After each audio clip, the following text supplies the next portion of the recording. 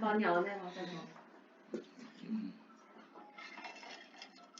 기본적으로 마그네틱 오브덴처 역시 덴처의 하나지. 덴처의 유지를 높여주기 위해서 임플란트가 추가됐을 뿐이고 기본적인 공식은 덴처랑 똑같이 덴처를 잘 만드는 게 중요하다. 그리고 어쨌든 덴처와 임플란트를 자석이나 로케이터로 연결을 하는 그 과정에서 약간 추가적으로 좀 알아야 될 부분들이 있는데 거기에 대해서 덴처를 설명하는 건 아니고 어떤 상황인지 어떻게 제작하는지 그거를 보는 거지. 오버덴처라는 거는 치아에도 자석이라든지 아니면 옛날에 코너스 크라운이라고 들어본 적 있니? 아, 네. 뾰족하게 만들고 네. 덴처 내면에도 걔랑 들어갈 수 있는 휘메일을 만들어가지고 이렇게 끼우는 그런 것도 있었고 또 뿌리에다가 자석 포스트를 심고 그 위에 키퍼라고 해서 자석을 붙는 애를 만들어 놓고 덴처에 자석을 해서 끼우는 방법도 있고 근데 요새는 이제 그렇게 잘 안 하지. 임플란트가 원체 싸니까 임플란트를 심고 거기에 자석을 올리는 걸 많이 하는 거고 자석 또는 이제 로케이터 같은 걸 하는 거지. 그래서 여기 나오는 용어를 조금 알아야 되는데 자성체를 키퍼라고 표현해. 자석하고 닿는 금속이 자석하고 붙는 금속이 있을 거 아니야. 보통 덴처 내면에 자석을 본드로 붙이고 또는 뭐 빨간색 이 액하고 가루를 이렇게 섞어 쓰는 레진 리베이스. 아니 패턴 아, 레진 패턴 레진. 패턴 레진으로 이제 자석을 덴처에 붙이고 임플란트에는 자석하고 붙을 수 있는 임플란트 자체는 타이타늄이라서 자석하고 안 붙어. 어버트먼트도 안 붙고. 그래서 임플란트에 돌려서 끼워 놓는 자석하고 붙는 재질의 그 키핑 어버트먼트라고 보통 표현하거든. 그래서 그거를 끼워 놓고 거기에 자석을 올려 놓고 덴처를 붙여야지 이제 붙는 거거든. 그래서 걔를 키퍼라고 표현하고 자석은 이제 덴처의 내면에 붙는다. 이렇게 이해하면 되겠지. 그래서 구조는 임플란트, 그 다음에 우리가 보통 어벗이 들어가는데 어벗이 아니고 키퍼, 컨버터블 어버트먼트? 임플란트, 키퍼, 마그넷, 덴처 이 순서대로 올라간다. 이해가니? 이따 그림으로 다시 한번 보자. 오버덴처 케이스고 이런 사람이었는데 진짜 뼈가 없어가지고 너무 힘들었던 케이스야. 위에가 거의 칼리지. 너 어떻게든 임플란트 심으라고 그래서 4개를 심는데 너무 힘들었다는 기억이 난다. 4개는 위에를 심고 아래에는 2개를 심고 아래 같은 경우에는 뼈가 튼튼하기 때문에 2개를 심어도 임플란트가 충분히 버틴다는 1개 심어도 버틴다는 그런 논문들이 많아. 근데 상악은 4개 심어도 페일이 많고 6개 심어도 페일이 있고 2개 심으면 100% 페일이고 그래서 최소한 심어야 되는 게 4개 그리고 가능하면 6개까지 심어주는 게 좋다. 결국에는 이제 비용적인 문제 때문에 최소한으로 4개를 가는 거고 그래서 이분은 위에 4개 임플란트를 심고 마그넷을 연결하기로 했고 4개를 로케이터를 연결하면 텔리가 너무 안 빠져.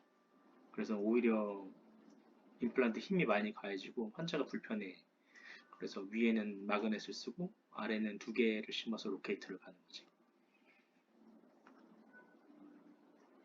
이거는 교과서를 내가 캡처했는지 인터넷 유튜브를 캡처했는지는 모르겠는데 아무튼 그림이 잘 나와 있어가지고 임플란트를 심고 거기 위에 키퍼를 연결하고 기성이 나오는 거지. 기성으로 나오는 그리고 마그넷을 여기다 딸깍하고 끼우는 이 그림이 좀 더 잘 나와 있겠네. 아, 이게 키퍼 스쿨이에요? 키퍼 한 원바디지.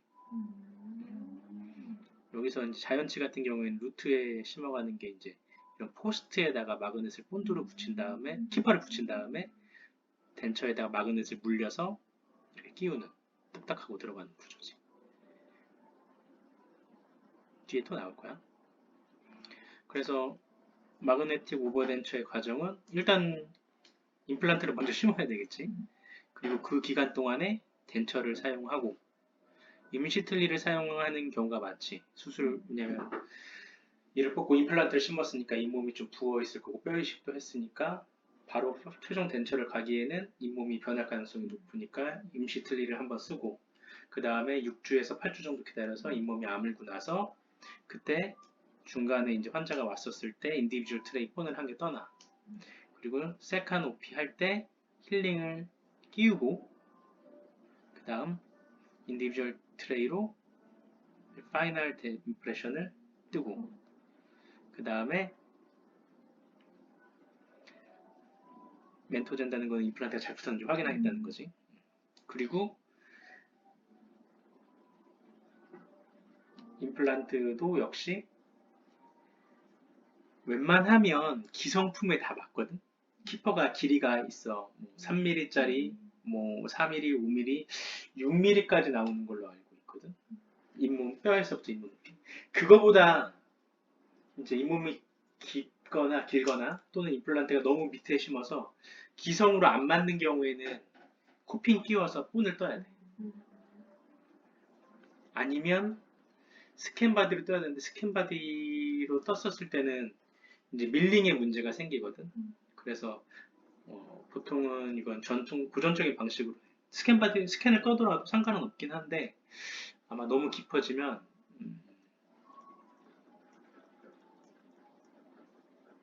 외부에서 한복 밀링을 하고 끼워 넣는 게 훨씬 나을 거야. 그 본뜨게 되면은 키퍼를 만들어 달라고 오드지에 쓰면 돼요? 뭐라고 써요? 아니. 본 뜰 때 이제 좀 어려운 얘기인데 보통 수술할 때 네. 그래서 기성품을 맞추기 위해서 임플란트도 너무 깊게 심지 않고 최종 그 키퍼 레디메이드 돼 있는 6mm 이내에 맞추기 위해서 패스가 또 너무 안 좋으면 본을 떠야 돼. 기성으로 했으면 어떤 거는 키퍼가 이렇게 나오고 이렇게 나오고 하니까 덴처가 유지력이 좀 안 맞는단 말이야. 그래서 수술할 때도 되게 평행하게 심으려고 노력을 많이 하고 너무 깊게 심어서 기성 키퍼가 안 맞아 버리면 이제 코핑으로 본 뜬 다음에 뒤에 나올 거야. 키퍼를 붙이는 어벗을 따로 만들어. 근데 평평하게 만든 다음에 거기다 키퍼를 본드로 붙인 다음에 그 상태에서 덴처를 하는 거고 대개의 경우에는 수술이 잘 되고 패스가 좋고 임플란트 깊이도 적당해서 잇몸 높이도 적당하고 해서 기성을 다 꽂아 넣지. 키퍼를 환자에 맞게 다 꽂고 그 상태로 최종 본을 떠서 보내면 기용소에서 최종 틀니를 만들어 올 때 내면을 깎아줘. 그 자석이 들어갈 자리를. 그래서 거기를 깎아서 오면은 환자 입안에다가 자석을 붙여놓고 그 다음에 패턴 레진으로 덴처에 담은 상태에서 넣고 붙이면 패턴 레진에 자석이 딱 물려서 이제 빼고 조금만 다듬어주는 그런 거지. 뭐 그런 얘기인데 여기서 그래서 임플란트 중간 촬영할 때 인디비주얼 트레이를 제작을 하고 세카노피, 카바스쿠르일 때는 세카노피를 시행하고 상하 덴처의 최종 덴처를 먼저 만드는 거지. 근데 이때 조금 힐링이라든지 그 키퍼를 미리 연결해 넣어서 폰을 떠주면 걔네가 기공소에서 정확한 위치를 파서 주니까 진료실에서 또 어딘지 찾고자 하는 거를 좀 줄일 수가 있고 그렇게 해서 이제 왁스링 도치배열하고 그 다음에 최종 오버덴처를 딜리버리 할 때 자석으로 연결한다. 그런 내용이야. 뒤에 다시 한번 나와. 그림으로 보면 잘 보이니? 첫 번째 이제 이거는 이제 신원덴탈에서 나오는 그 임플란트인데 어쨌든 임플란트를 심는다는 거고 임플란트를 심고 나서 이제 좀 기다려서 단단하게 굳었어. 그랬을 때 이제 요 키퍼 이거는 어버트먼트라고 보면 되지 일종의 자석하고 붙는 어버트먼트 얘를 픽스처에 이렇게 꽂고 그럼 이렇게 들어가겠지 이해가냐? 그 다음에 토크를 주는데 풀리면 안 되니까 20N에서 30N 사이로 쪼여 대부분 전치부에서는 한 25N, 그리고 모스텔 값이 75가 안 되면 25나 20까지 좀 줄여놔. 나중에 재검진 왔었을 때 더 단단하게 조이고. 맥시멈 30N이 넘지 않도록 키퍼를 헥사 드라이버를 통해서 조여서 임플란트에 체결을 해놓고, 그 다음 최종 덴처를 만들었다고 가정하고, 최종 덴처랑 키퍼의 위치를 잡아줘야 되기 때문에 여기서는 징크 옥사이드 파우더를 이용해서 덴처 내면에 마그넷이 들어갈 자리를 이렇게 판다라는 건데, 미리 덴처 본을 뜰 때 얘를 연결해 놓으면 기공소에서 여기 자리를 미리 파놓으니까 이 3, 4번 과정을 생략할 수 있다. 그래서 기공소에서 이렇게 덴처 내면을 파온 거를 갖고 오면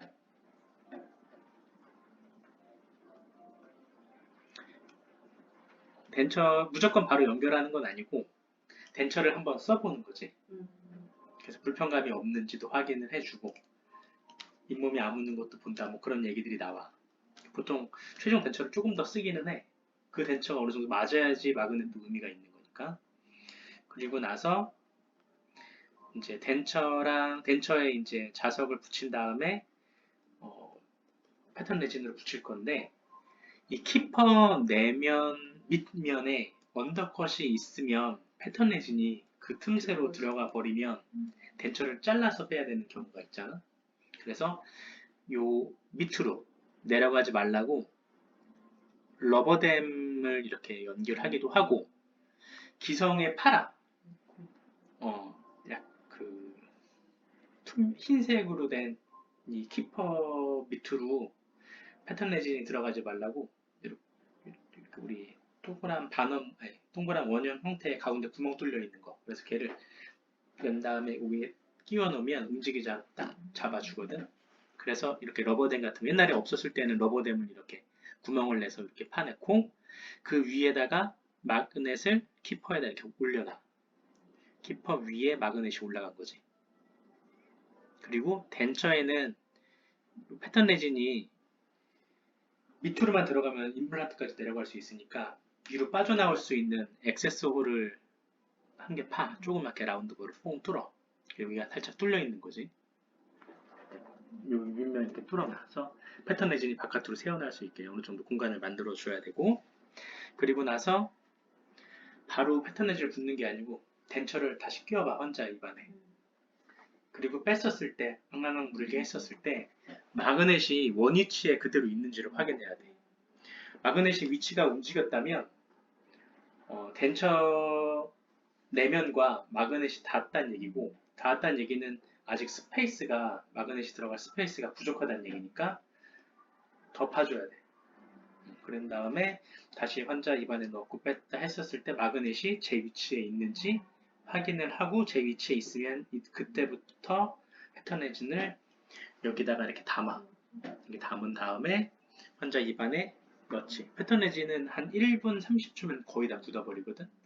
근데 좀 그 시간을 못 기다리고 빼버리면 패턴 레진에 마그넷이 안 물려서 빠지는 경우도 되게 많아. 그래서 좀 충분히 기다렸다가 덴처를 빼면 마그넷이 덴처에 묻혀서 같이 빠져. 그러고 나면 이 부위에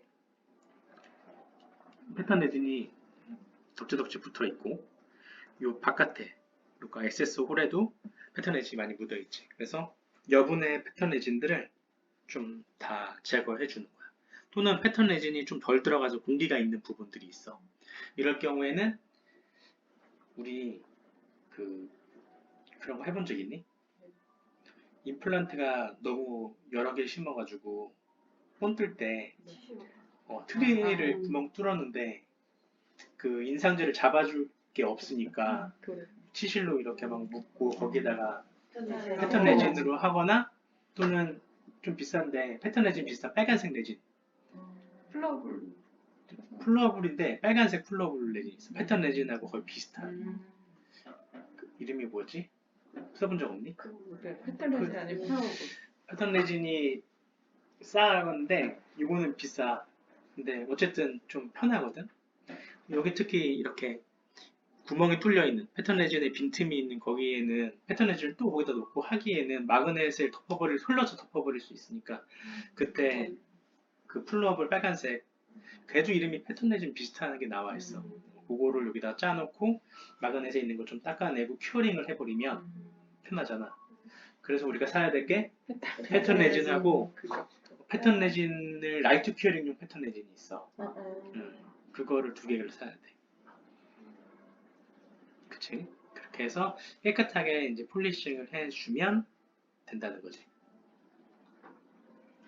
이해가니? 네. 그 제작 과정을 다시 한번 볼게. 이제 요거는 왜 코핑을 연결해서 본을 떴냐면 임플란트 패스가 조금 부족하다고 생각돼서 키퍼를 기성품을 못 쓰는 거를 대비를 해서 본을 뜬 거야. 패스가 나름 수술은 패스를 맞추려고 되게 신경 쓴 건데 깊이가 여기가 되게 깊어. 6mm가 넘어갈 가능성이 되게 높거든. 그래서 우리가 그냥 혹시나 기공수에서 패스도 모르겠고 깊이도 너무 길어서 기성품이 안 맞을 수 있으니 일단은 본을 떠서 보내겠다 라고 얘기를 한 거야. 그래서 우리 그 임플란트 트레이에다가 구멍 뚫은 다음에 이렇게 코핑을 이용해서 본을 뜨고 스톤을 부었고 검 작업을 해. 이런 과정은 알고 있지. 그럼 이걸 안 하면 그냥 키퍼 연결하고 본 뜨면 돼요? 그치. 그랬더니 다행히 기공소에서 해보니 여기가 좀 깊었던 데가 좀 까리하긴 한데 어쨌든 기성품 2, 3, 4, 5, 6mm가 나오는데 다행히 맞는 거지. 여기 좀 덜 맞았는데 잇몸 위로 약간 올라와 있어야 돼. 잇몸 밑에 있으면 틀니가 자석이 거기 들어가서 닿을 수가 없거든. 그래서 잇몸 위로 0.5에서 1mm 정도 나와 있는 게 이상적이고 더 나오면 좋긴 하겠지만 그러면 그 임플란트 혼자서 측방력까지 다 받아먹을 수가 있어서 위험할 수가 있어. 그래서 0.5에서 1mm 정도 나와 있는 걸 이상적이라고 하고 이제 이렇게 키퍼가 기성품이 맞은 경우지. 그러면 땡큐인데 안 맞는 경우들도 있다. 그러면 기공소에서 어버트먼트를 새로 제작을 하는 거죠. 뒤에 나와. 해줄게. 요거는 이제 환자 입안에서 몇 미리 되는지 넣었다 뺐다 하면 시간이 많이 걸리거든. 그래서 이걸로 이용해서 몇 미리 정도 되는지 미리 치행 게이지로 이제 잇몸 두께를 재는 건데 굳이 필요 없고 기존에 들어있던 힐링을 보면 돼. 그 힐링 사이즈로 알 수 있어.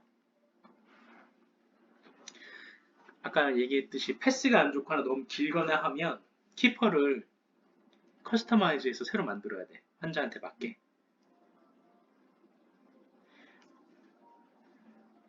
너무 어려운 얘기가 나오니까 이렇게 임플란트 픽스처 위에 어벗을 요 하늘 색깔 되는 걸로 이렇게 만들어. 원바디예요? 빨간색 빼고 요 하늘색이 한 개고 스크류까지 해서 돌려서 끼우는 게 아니고 헥사처럼 임플란트에 체결을 하고 이걸 우리 어버 조이듯이 스크류를 조여. 그리고 나서 요 어벗에 키퍼를 본드로 붙여. 어떤 본드냐면 슈퍼본드? 슈퍼본드? CMB 뭐 그런 거 있잖아. 아니면 순간 접착제? 똑같아. 그걸로 본드를 여기다 살짝 바르고 키퍼를 이렇게 딱 붙여. 마그넷은 어디에 위치되겠니? 여기 위치되겠니? 여기 위치되겠니? 여기. 빨간 부위에 당연히. 여기는 지르코니아니까. 이 지르코니아의 재질이? 보통은 뭐 어버트먼트 재질하고 똑같아. 지르코니아가 많지. 합금된 경우도 많고.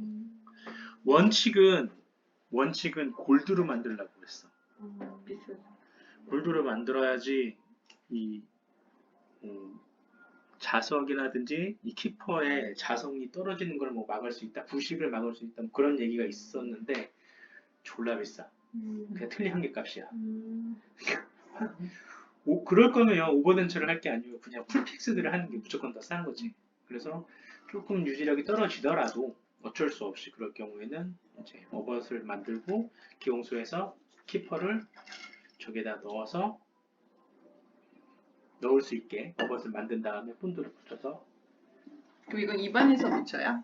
아니지. 바깥에서 다 만들어 놓고 이게 완전 평행할 수 있게 사포질 같은 거 완전 딱 평행한 기포 없이 쫙 해놔.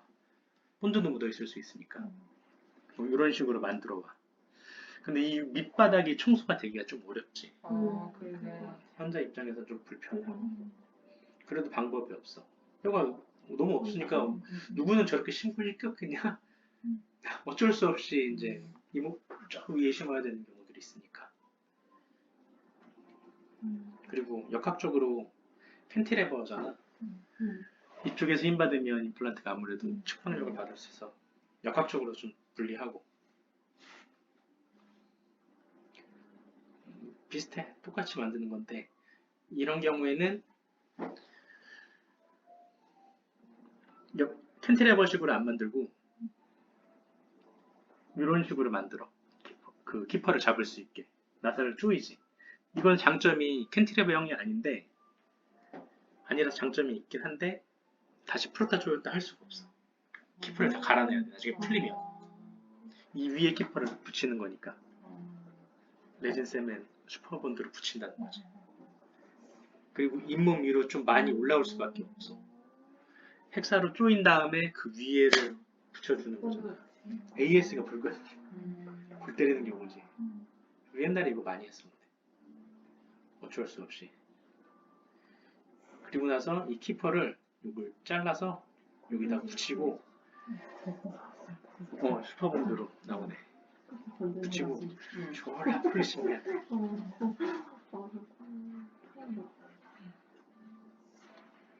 그래서 이런 과정이 너무 복잡하고 되게 소모적이야. 그래서 웬만하면 기성품을 할 수 있어야 된다. 이런 케이스가 많아요, 원장님? 있지, 많지. 오죽하면 오버덴처 하자고 했어. 덴처만 해도 되는데. 그래서 키퍼를 사용하는 게 많은 거예요? 어떤 네? 레디메이드 아, 다 기성품. 기성품은 이렇게 노랗게 잘 나와 있어. 네. 2, 6mm 안에 어떻게든 뭔가 수술적으로 다 해결을 해놓고 패스도 어느 정도 맞춰놔야 돼.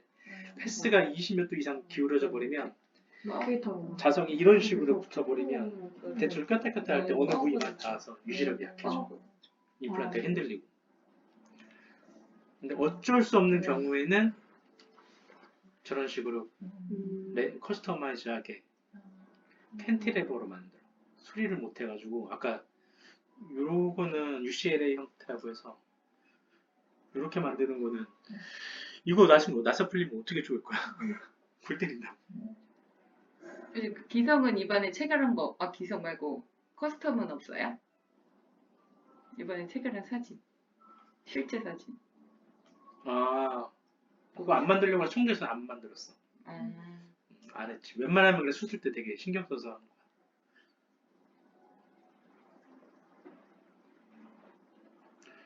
여기서도 마찬가지야. 웬만하면 그렇게 안 갈 건데 그냥 그럴 바에 그냥 한 개 더, 두 개에서 더 심어버릴 거고 차라리 RPD로 가버리는 게 나아. 오버덴처 말고 보험도 되니까. 이렇게 기성 근데 약간 지금 잇몸 위로 올라온 부분이 너무 적지. 수술이 깊어가지고 제발 좀 이렇게 해달라고 무슨 길어가지고. 그래서 마그넷 키퍼를 다 연결을 해. 그리고 마그넷을 키퍼 위에다가 이렇게 따깍따깍따깍 다 붙여. 그리고 마그넷이 들어갈 부위를 충분히 파주고 레진이 빠져나올 수 있는 홀을 또 만들어줘.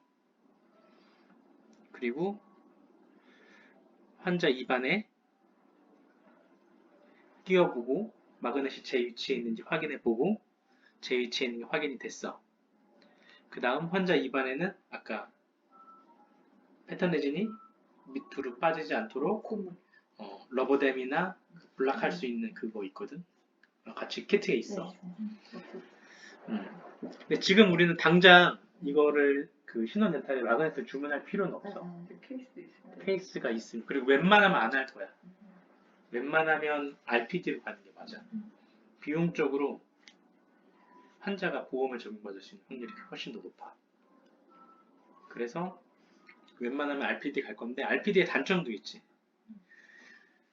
지르코니아 오버를 쓸 수가 없어. 보험이 돼야 되니까 PFM을 가는 경우가 많고 또 어쨌든 지르코니아 가더라도 이게 뺐다 꼈다 하는 과정 중에 지르코니아에 기스가 나서 이게 시커멓게 변하는 것도 좀 컴플레인이 좀 있고 그래서 어쨌든 러버댐을 연결하고 나서 이제 마그넷이 제 위치에 있는 것도 확인을 하고 건강 물어보기 한 다음에 다 오케이가 되면 그때 패턴 레진을 담는데 요거는 지금 패턴 레진이 아니네.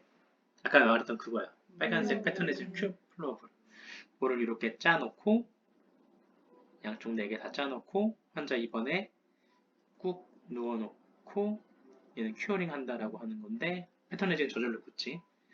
요게 이걸 해봤더니 큐어링이 안 되는 부분이 많아서 이걸 안 쓴 거야. 아, 두꺼우니까. 아니 이 금속이 메탈 프레임이 있거나 이 메쉬가 있어가지고 잘 안 굳어. 그래서 이거 안 되겠다. 만들 때는 이걸로 만들었는데 이 자료 교육자를 만들 때는 이제 패턴 레진으로 해야 되겠다.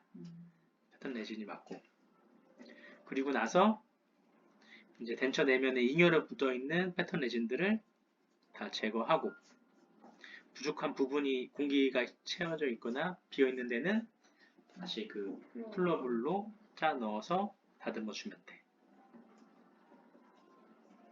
장점은 일단 자석이 잡아주니까 자석이 나중에 살 때 이제 물어봐.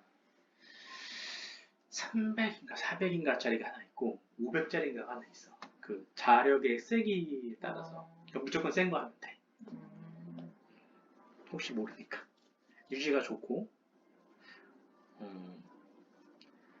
풀픽스드보다 뺐다 꼈다 해서 환자 입안 청소가 좀 편해. 올원4라고 저번에 말했지만 4개 심고 거기다 픽스드로 연결해 버리는 경우가 있어. 덴처랑 임플란트랑 얘를 나사로 쪼여가지고 4개를 많이 묶어놔 버려. 환자가 빼지 못하게.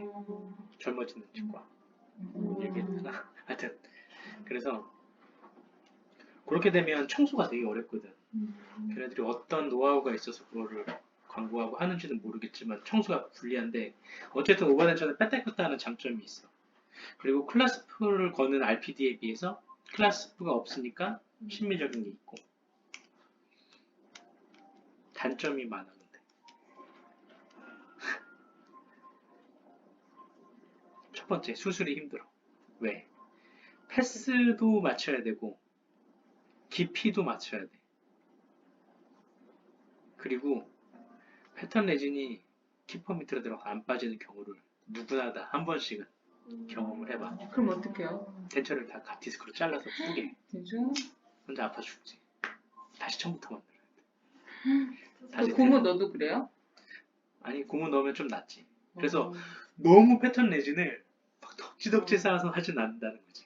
차라리 뺐는데 안 딸려 나오는 건 괜찮지.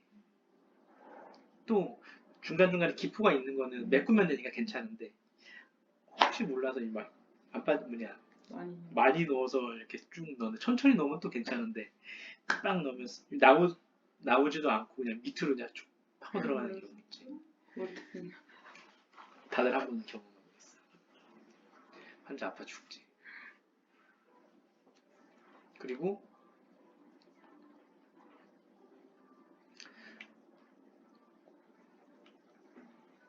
임플란트가 상하게 4개를 심고 만들었을 때 진짜 뼈가 안 좋은 사람들은 임플란트가 페일이 많이 나. 그 측방력을 자석은 수직으로 떼어내는 건 잘 버티는데 측방력이 약하다고 하잖아. 그런데 이것도 측방력을 받는지 의외로 마지날 분노수도 많이 일어나고 뼈도 많이 눕더라고. 그래서 장기적인 관점에서는 성공률이 4개 심었을 때 한두 개는 꼭 빠지는 경향이 있어. 10년쯤 되면. 나중에 환자한테 빠지면 새로 임플란트 다시 넣어서 다시 틀니를 연결해 줘야 된다. AS를 해줘야 된단 말이야. 그래서 비용이 너무 싸게 받으면 AS비가 더 많이 들어. 기록료가 비싸가지고. 그런 단점이 있고.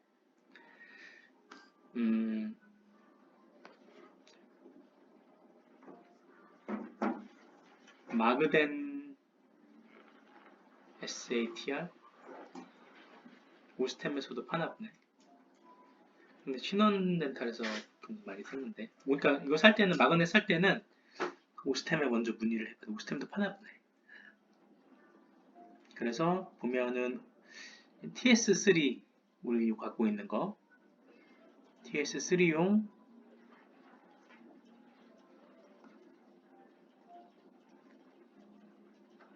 키퍼지.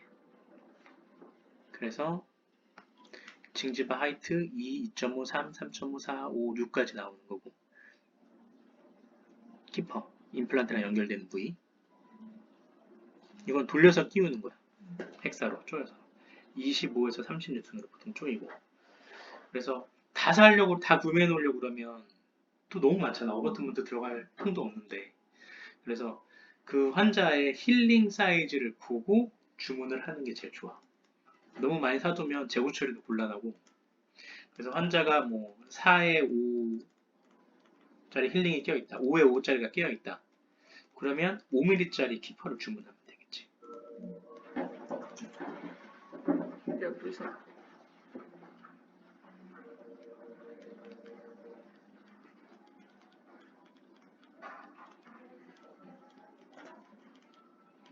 디스코너스 솔루션 어때?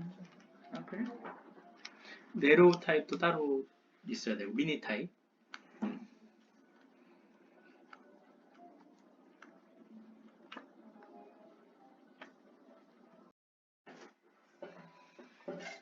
환자분들이 물어봐. 뭘 물어봐요? 자기 MRI 찍어야 되는데 아 입안에 자석. 자석 있는데 이거 괜찮냐. 네. 그리고 MRI 촬영 때 덴처를 끼고서 찍으면 괜찮냐. 네. 또는 임플란트를 심어놨는데 금속이 들어가 있는데 임플란트 심었는데 MRI 촬영하는데 괜찮냐. 이제 물어보지. 자석이 어디에 붙어 있니 근데? 뼈. 잇몸 위에. 자석은 틀니 붙어 있지. 아 맞네. 그러면 키퍼가 이 아, 안에 그치, 있고 그치. 틀리 안에 자석이. MRI 찍을 때 그래서 뭘 빼야 돼? 틀니. 틀니를 빼면 되지. 물론 끼고 찍어도 된다고 해. 되는데 아티팩트라고 해서 금속 있으면은 MRI가 좀 잘 안 나와. 그 부분이 검게 나온대. 그리고 임플란트라든지 어벗 이런 금속들은 MRI 촬영하는데 지장이 크게 없고, 특히 우리가 MRI 찍는 게 뇌를 보거나 혈관을 보려고 찍는 건데 거기에 아티팩트가 좀 생기더라도 진단에는 문제가 되지 않는다. 그래서 그 금속 있는 부위는 안 나올 수가 있는데 그게 MRI 찍는데 전혀 문제가 없고 그 금속 때문에 사고가 나거나 하진 않는다 라는 걸 환자한테 이해해주면 돼. 그 MRI 찍을 때 틀리는 뼈 붙이는 게 좋지. 쓰다 보면 1년도 안 됐는데 틀니가 뚝뚝 떨어져요 라고 오는 경우도 많아. 이유는 여러 가지가 있는데 MRI 촬영 때 강한 자력에 노출되면 마그핏, 그 마그넷의 자력이 모두 상실돼 버려. 덴처를 빼고 찍는 게 좋아. 그리고 덴처를 보관할 때 옛날에 전축 이런 게 있었거든. 거기 스피커에 자석이 진짜 큰 게 있어. 아니? TV에다 은색 큰 거. 스피커 약간 자석이 있거든. 거기다 올려놓은 사람들이 좀 약해지는 게 있었고 지금은 뭐 거의 없을 거고. 그 다음에 대부분의 경우에는 우리 잘못이 커. 뭘 잘못했을까요? 저는 우리가 잘못했을 때 자력이 뚝뚝 떨어져. 두 가지인데 하나는 키퍼에다가 우리가 4개의 자석을 올려놓고 패턴 레진으로 딸깍하고 붙이잖아. 그런데 문제가 네. 어떤 거는 딱 갭이 없이 아. 딱 되는데 어떤 거는 약간 뜨고 이제 먼저 닿는 경우도 있거나 했을 때 이 갭이 생기면 4번이 나와. 자석과 키퍼에 갭이 있는 경우 자력이 감소해.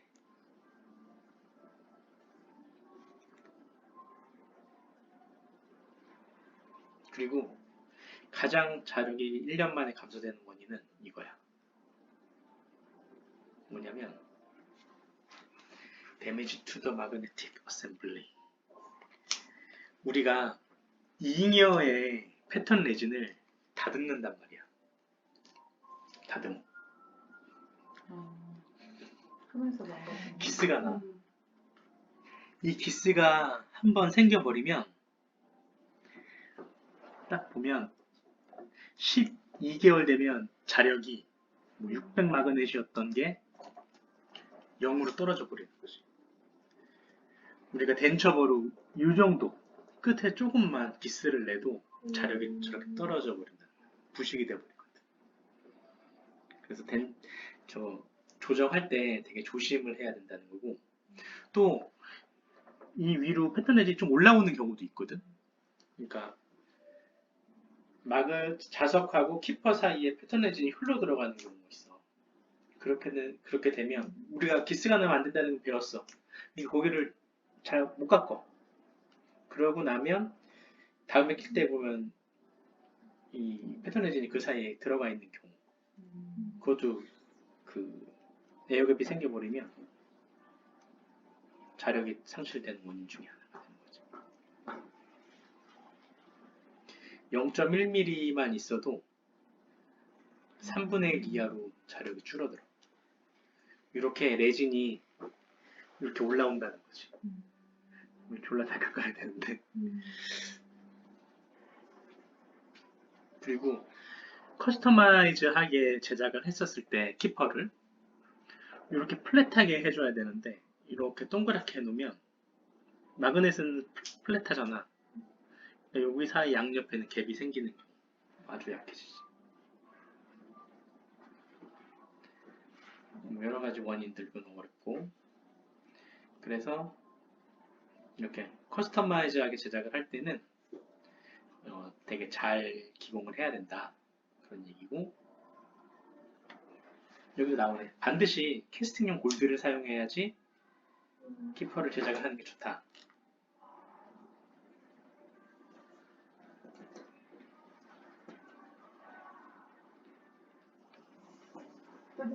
잠깐만. 뭐라고?